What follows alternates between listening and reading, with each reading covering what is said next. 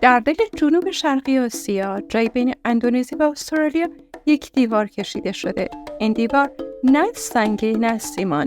این دیوار نامرئیه. دیواری به نام خط والاس که یک راز عجیب داره و حتی جغرافیا رو به چالش کشیده و قدرتش در حد شکافتن دو دنیای متفاوت از حیات وحشه. هیچ حیوانی از این دیوار نامرئی عبور نمی‌کنه. شاید فکر کنین دلیلش فاصله جغرافیاییه، اما این دو جزیره در نزدیکی هم قرار دارن و موضوع فراتر از این هاست. انگاری حیوانات این دیوار رو می‌بینن و هرگز از این مرز عبور نمی‌کنن. این مرز فقط یک خط جغرافیاییه یا چیزی فراتر.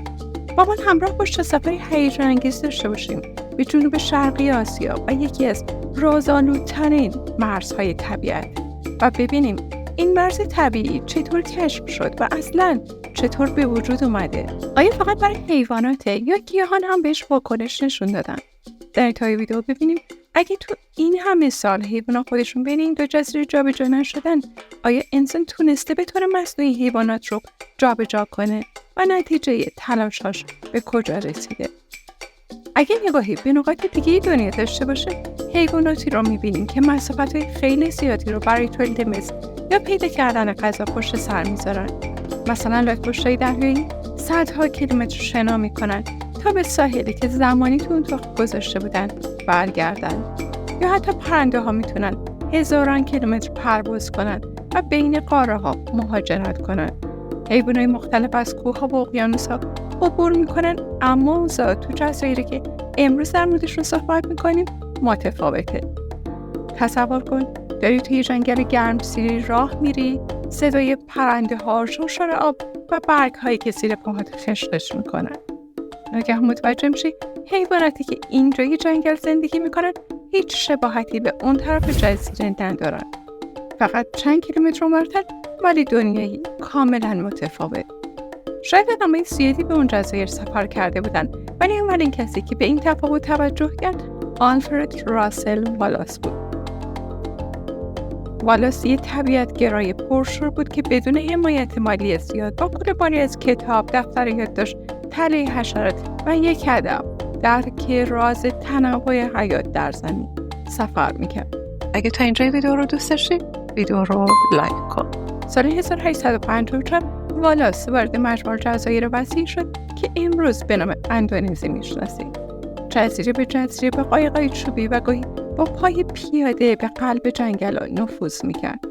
والاس عاشق مقایسه بود. هر کجا میرفت با دقت گونه‌های جانوری به ویژه پرنده ها و حشرات رو ثبت میکرد. اما یه روز چیزی تو یادداشتش شک برانگیز شد. در جزیره بالی حیواناتی رو دید که تو آسیا رایجن. ببر، خرس، فیل، میمون، گوزن و پرنده هایی که شبیهش رو تو هند یا مالایا دیده بود. اما فقط چند کیلومتر اون طرفتر تو جزیره لومبوک همه چیز عوض شد. پرنده ها رنگ و شکل عجیبی داشتن، میمون ناپدید شده بودن و به جاش کانگوروها و پوزمجه‌های گوشتخوار توتیای کاکولار ظاهر شده بودند. این سمت به استرالیا شباهت داشت.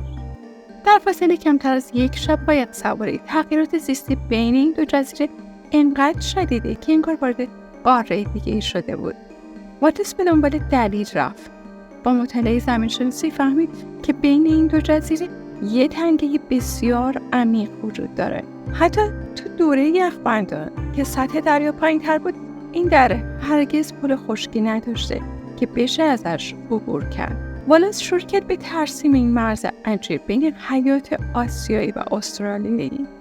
اینقدر از دل اندونزی رد میشه، از بین جزیره بالی و لومبوک و تا استرالیا ادامه داره. یه نوار آبی 32 کیلومتری که بسیار ساده به نظر میاد، اما این خط دو دنیای کاملا متفاوت زیستی رو از هم جدا میکنه. به افتخار آلفرد والاس بعدها این مرز به نامش ثبت شد، خط والاس. مرزی که هیچ وقت روی زمین دیده نمیشه، اما طبیعت اون رو رعایت میکنه. در طول 8 سال والاس بیشتر از 125,000 گونه جمع آوری کرد که نتیجهش اکتشافات قابل توجهی بود. این کاوشگر تو زمان اکتشافات خودش رو با چارلز داروین هم در میان گذاشت. این اکتشافات تا حدودی اساس نظریه تکامل رو تشکیل دادن.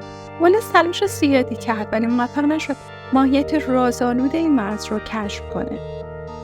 برای دونستن علت این مرز نامرئی باید بریم به گذشته‌های دور، یعنی میلیون‌ها سال پیش، زمانی که زمین چهره کاملا متفاوت داشت. تصور کن حدود 250 میلیون سال پیش همه قاره‌هایی که امروز میشناسیم فقط یک خشکی بزرگ بودند به نام پانگیا، یه ابرقاره عظیم که مثل یک تیکه زمین واحد دور تا دورش آب بود. توی این خشکی به هم چسبیده حیوانات بدون مانع خاصی بین قاره‌ها حرکت می‌کردن. دایناسورها، خزندگان اولیه، گیاهان همه آزاد بودن تو سر پانگیا حرکت کنن و پخش بشن. اما این بهشت یک پارچه همیشگی نبود. حدود 180 میلیون سال پیش زمین شروع کرد به ترک خوردن. پانگیا فرو پاشید و تکه ها شروع به دور شدن از هم کردند. قاره ها از دل هم بیرون اومدن، اقیانوس‌ها بینشون باز شدن و رشته کوههای جدید به وجود اومدن. قاره ها که حرکت کردن، آب و هواشون هم تغییر کرد و متفاوت شد و ساکنان اون قاره ها مجبور بودن با شرایط جدید سازگار بشن. این تغییرات تو منطقه جنوب آسیا بیشتر بود. سوندا و ساحول دو قاره پنهان، دو قلمرو جداگانه بودن که میلیون‌ها سال پیش حتی قبل از اینکه انسان پا روی این زمین ها بذاره شکل گرفتن. تو دوره یخبندان سطح دریا تا 120 متر پایین‌تر از الان بود. بخش زیادی از جنوب شرقی آسیا شامل مالزی، جاوه و حتی بالی به هم وصل بودن و یک خشکی بزرگ به اسم سوندا رو تشکیل داده بودن. اینجا حیوانات آسیا مثل ببر، فیل، میمون‌ها آزادانه بین این جزایر جابجا می‌شدن. حالا بیاین اون طرف خط، جایی که استرالیا، گینه نو و جزایر اطرافش یه خشکی یک پارچه به اسم ساحل بودن. این قلمرو هم خونه کانگوروها، پرنده‌های عجیب و مارهای سمی بود. اما بین این دو خشکی یه دره آبی عمیق بود. دریایی که حتی تو خشک‌ترین دوران زمین هم هیچ وقت اونقدر کم عمق نشد که بهش پل بزنن. اینجا همون جاییه که خط والاس به وجود اومد. حیوانات سوندا هیچ وقت نتونستن وارد ساحل بشن و موجودات ساحل هیچ وقت به سوندا راه پیدا نکردن. انگار طبیعت خودش تصمیم گرفته بود تا اینجا بمون، اون طرف. نتیجه دو دنیای کاملا جدا با فقط چند کیلومتر فاصله. حالا حتی اگه حیوانات از نظر فیزیکی هم از مرز عبور کنن، چه شنا کنن و چه پرواز کنن، قادر به سازگاری با شرایط طرف دیگه نیستن و در نهایت خواهند مرد. حالا بریم سراغ گیاهان و ببینیم آیا گیاهان به این مرز نامرئی واکنش نشون دادن یا نه. گیاها کمتر از جانوران به خط والاس واکنش نشون دادن. خیلی از گیاهان دانه هایی دارن که با باد، پرندگان یا آب دریا میشه به راحتی از یک جزیره به جزیره دیگه منتقل بشن. مثلا نارگیله با جریان آب، بذرهای سبکتر با باد و دانه‌های خوشمزه با کمک پرنده پخش میشن. ضمن اینکه برخلاف حیوانات که برای تولید مثل باید در یک منطقه خاص بمونن یا با هم نوع خودشون تعامل داشته باشن، گیاهان میتونن در هر شرایطی که مناسب باشه ریشه کنن. بنابراین بعضی از گروه‌های گیاهی در هر دو طرف خط والاس پیدا میشن. اگرچه که گیاهان به اندازه حیوانات مرزبندی ندارن، ولی باز هم ترکیب گونه‌ها در دو طرف خط والاس متفاوته. در سمت آسیایی گیاهی گرمسیری مثل بامبو و از سمت استرالیایی گیاهی مقاوم‌تر به خشکی مثل اوکالیپتوس. پس در حالی که حیوانات پشت خط والاس ایستادن، گیاه‌ها به شکل زیرکانه‌ای تونستن از این مرز عبور کنن. اما هنوز هم تنوع و ترکیب گونه‌ها نشون میده که این خطوط حتی روی گیاهان هم سایه انداخته. حالا یه سوال مهم: اگه حیوانات این دو جزیره نتونستن جابجا بشن، آیا انسان‌ها تلاشی برای جابجاییشون داشتن؟ و اگه داشتن، نتیجه چی بوده؟ نظر شما چیه؟ لطفاً تو کامنت ها بنویسید. از اونجایی که انسان‌ها همیشه عاشق شکستن مرزها بودن، حتی مرزهای طبیعت، این جابجایی حیوانات رو هم به کرات انجام دادن. از کوکه آسیایی در شرق تا تلاش برای پرورش کانگوروها در مالزی. و اون نتیجه کانگوروها به ندرت تونستن تو زیستگاه‌های آسیایی دوام بیارن.